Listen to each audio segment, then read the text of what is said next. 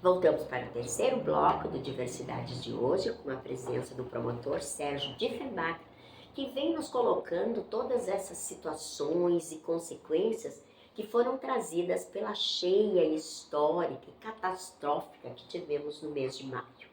Agora nós estávamos aqui no bloco anterior falando das várias etapas, né, que vêm em função dos municípios terem que abrigar as famílias, né?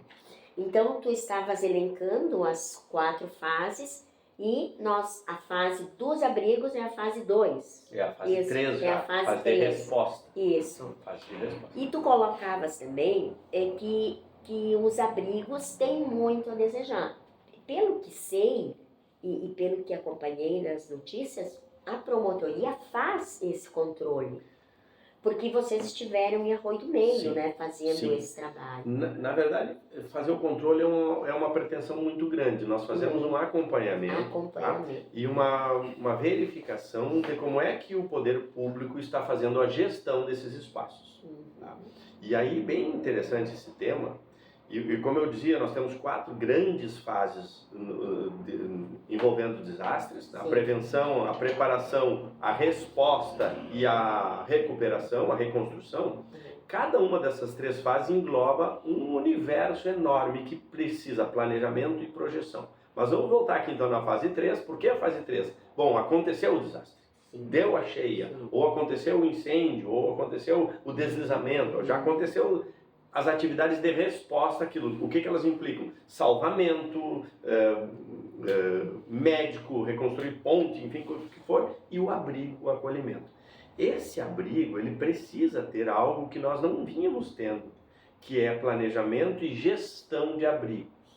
Na gestão de abrigos, nós precisamos trabalhar com logística. O que significa logística? Alimentação, limpeza, banho, segurança, higiene, calor, aquecimento, separação, privacidade. São vários itens que compõem direitos daquelas pessoas que estão temporariamente num espaço que passa a ser público por aquele período. Então os municípios não... Lamento dizer, mas eles ainda não estão com a gestão adequada dos abrigos. Acontece tudo de uma maneira muito improvisada. Empírica, assim, né? Improvisada, é aquela correria. É um momento que ele é bonito, porque ele desperta muita solidariedade nas pessoas, solidariedade nas instituições. Um arruma o colchão, outro arruma aqui, a defesa civil, isso faz parte desse processo, mas é possível... Ele acaba.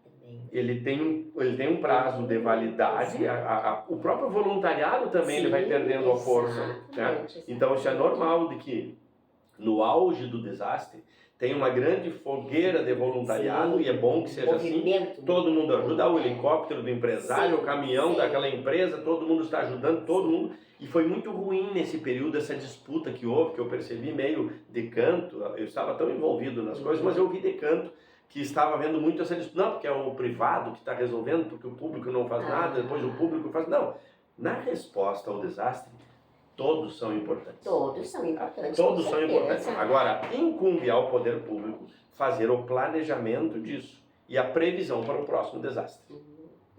Isso se faz assim: planejamento e previsão para o próximo desastre. Ou seja, estamos numa zona de atingimento de desastre. Temos 1000 pessoas nessa área.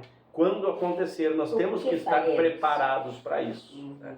E esse passo nós estamos ainda engatinhando. Nós não estamos caminhando nisso. Nós já melhoramos pela avaliação do Ministério Público.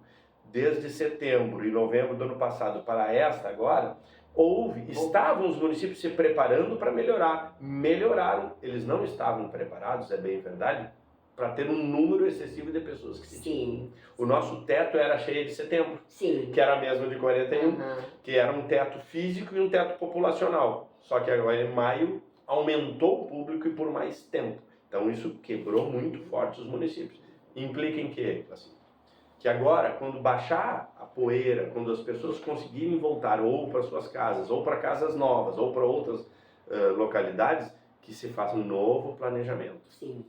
E quando nós tivemos audiências e reuniões com as defesas civis dos municípios, nós dizíamos a eles: treinem e se preparem como se a semana que vem tiver outra. Aham. Não, mas isso não vai... Não, o treinamento é assim. É assim, né? Né? E aí talvez a gente vai ter que trabalhar com espaços mais dignos, com privacidade mais garantida, com mais profissionais lá dentro, com voluntários pré-cadastrados, o voluntário já treinado. E não é nada impossível, e interessante que isso não é caro. Tu veja bem, que é possível que o município estabeleça um banco de voluntários. Olha, quando acontecer a próxima cheia em 2024, quem é voluntário vai para cá, ele vai estar pré-cadastrado, ele já vai ter o seu crachá, ele vai passar por um curso sobre direitos humanos, sobre primeiro socorro, sobre atendimento, sobre escuta. Ele está pré-cadastrado e ele vai saber que, se isso acontecer em setembro, ele já sabe para onde ele vai se dirigir. Sim. Se eu sou voluntário no Eu já sei onde Parque vou, do Imigrante, eu vou para lá, eu vou para o lugar tal, e essa é a minha função. E a própria empresa onde ele trabalha já vai saber que ele é cadastrado para isso, que ele está lá, e que se ele trouxer o atestado, aquilo compensa no trabalho dele. Também tem os voluntários do próprio serviço público. Eu trabalho na Secretaria de Educação, mas eu me cadastro como voluntário para trabalhar no abrigo, se isso acontecer. Então ele já tem que saber o roteiro. Se a gente planeja isso desta forma, quando acontece, as pessoas não precisam adoecer. As pessoas não precisam se estressar.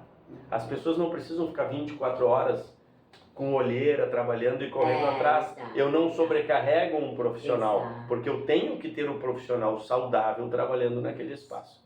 Então nós vimos, e ainda estamos vendo nesse período, muitos profissionais adoecendo por conta de sobrecarga, por conta de falta de planejamento geral e por falta de estratégia. Então, a nossa missão, quando eu digo nossa, é de todo mundo. É promotoria, é comunidade, são as igrejas, é o serviço público, são as secretarias de desenvolvimento social. A nossa missão é planejar o próximo evento, olhando para os erros de agora e para os acertos de agora. Vantagem de vários municípios é que um pode aprender com o outro e buscar melhorar. Claro. Meta número 1 é que a gente não venha a precisar de abrigo no futuro, porque a maioria das pessoas se afastou. Essa é a meta número 1. Enquanto nós não temos a meta número 1 atingida, nós temos que estar com a segunda, preparados para a próxima. Então envolve definir local, definir corpo de trabalho, as próprias pessoas que estão na faixa de atingimento da cheia. Vamos imaginar, eu estou na cota 5. Quando chegar na cota 5, eu já posso saber para onde que eu vou me dirigir. Isso. Eu já sei o meu espaço. Eu sei onde é que eu vou botar o cachorro. Eu sei para onde que vai ir o gato. Seria muito mais... Isso é planejamento. E tu observa que isso não precisa de dinheiro do Japão, né? Isso não precisa muito dinheiro. Não é uma obra de grande infraestrutura. De organização. São as chamadas... isso faz parte das missões não estruturais. É organização. Isso. Agora eles estão obrigados, né? Temos vários programas, temos vários projetos de casas do governo federal, casas do governo estadual, casas de voluntários, né? Eu vejo que em algum espaço, por exemplo, a Rui do Meio, nós temos agora o que eles vão chamar de Vila Darfur, não sei. Mas são 10 casas de madeiras que estão sendo construídas, estão quase prontas, né? Mas em outros lugares as coisas não estão andando. E por isso eu vejo que o promotor público, né, está passando por vários municípios, fazendo reuniões para que as coisas se agilizem, né? A Rui do Meio, também falando de Rui do Meio, foi liberado os 8 milhões, o que vai possibilitar a compra de terrenos para que se comece nas casas do governo federal. São mais ou menos 400 casas, me parece, que temos lá. Só que, né, isso tudo demora. Como é que vocês veem esse movimento? Perfeito. Assim como tu disseste, é exatamente isso. Nós temos um expediente na promotoria para cada município e já fizemos audiência com quase todos eles. Ainda nos faltam Lajeado, Estrela e Mussum, eu acho, Colinas talvez. Mas todos os outros nós já fizemos audiência onde estava presente o município, a Caixa Federal e o Estado do Rio Grande do Sul, tentando olhar o mapeamento desses projetos habitacionais. E como tu bem disseste, o problema hoje são terrenos. Já há programa governamental aprovado para casa, já há doadores e voluntários prontos para construir em casas, já há programa do governo do estado também para construir algumas casas. e os municípios estão enredados com dificuldades de identificar e liberar terrenos. Tanto que nós já começamos, inclusive, a falar publicamente para doadores que quem quer ajudar nisso vai ter que nos dar terreno e não mais casa. Nós precisamos de terreno, porque o terreno tem um custo e não só o custo, a localização do terreno é essencial. Então, aquela lógica que eu falei dos abrigos, ela se aplica muito igual com a realocação de pessoas com as habitações. O que nós teríamos que ter? Planejamento de identificação dessas pessoas, a natureza socioeconômica delas e ocupar espaços mais próximos possíveis de onde elas moravam. Então, quanto mais distante eu fizer um novo loteamento, mais difícil vai ser de eu fazer essa remoção. Quanto mais próximo, mais fácil. Sim, cada município está com a sua dificuldade. Arroio do Meio, dificuldade era dinheiro para comprar terreno. Exato. Então faltava um financiamento na Caixa Federal, isso tudo nós trouxemos na audiência, reunimos com a Caixa, faltava uma decisão de governo, faltava um recurso lá em cima que se liberou, e agora parece que Arroio do Meio vai ter acesso a esse dinheiro. Com esse dinheiro ele precisa comprar o terreno. Sim. Só que o poder público, para comprar um terreno, não é como a gente vai na feira e compra. Tá? Se o tomate está R$10, eu quero comprar, eu compro a R$10. Não, o poder público ele tem que avaliar o terreno. Exato. Fazer a avaliação e a proposta em cima daquela avaliação. E pode ser que o proprietário diga, não, por esse preço eu não quero vender. Veja bem, aí nós temos que abrir um processo de desapropriação daquela área. Então essas tarefas de encontrar terreno que seja factível de um loteamento, hoje está com os municípios. E não é 1 hectare num campo. Eu preciso ter rua, preciso ter luz, preciso ter água, preciso ter esgoto, eu preciso ter escola próxima, posto de gasolina próximo e acesso de transporte. Então, encontrar terreno seco, útil e barato hoje é a tarefa essencial dentro dos municípios. E eles estão envolvidos nisso. Alguns com mais dificuldades, outros com menos. Vai variando de acordo com cada um.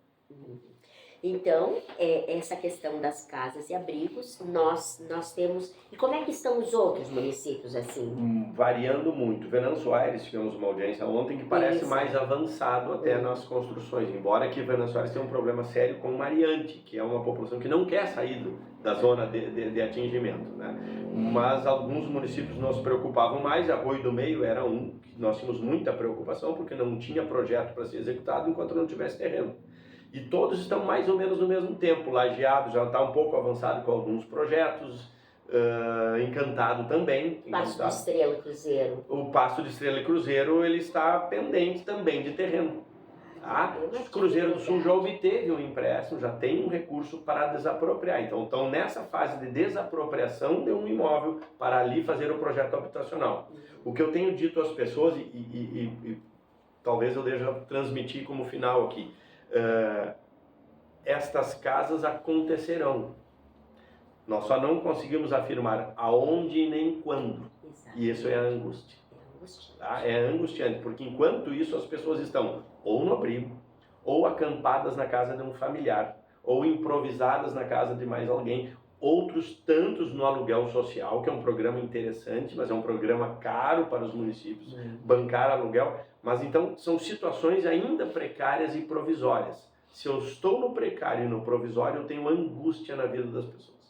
Se as pessoas estão angustiadas, elas não estão bem. E se elas não estão bem, nós precisamos seguir trabalhando. Muito bem. Então sigamos trabalhando, exatamente, né? Sigamos trabalhando, cada um no seu quadrado, vocês com aqui, na RDK, na comunicação. A comunicação, né, é essencial nesse período, tu acredita? Assim, que de várias reuniões dessas, muitas eu concluí que faltou comunicação. Comunicação, né? Então, terminamos aqui o Diversidade de hoje. Agradecemos muito a sua presença, promotor, né? E esperemos que continuemos sempre nessa parceria e quando eu chamar, que o senhor diga que estou aqui. Muito obrigado. Muito obrigada e até mais, até a próxima.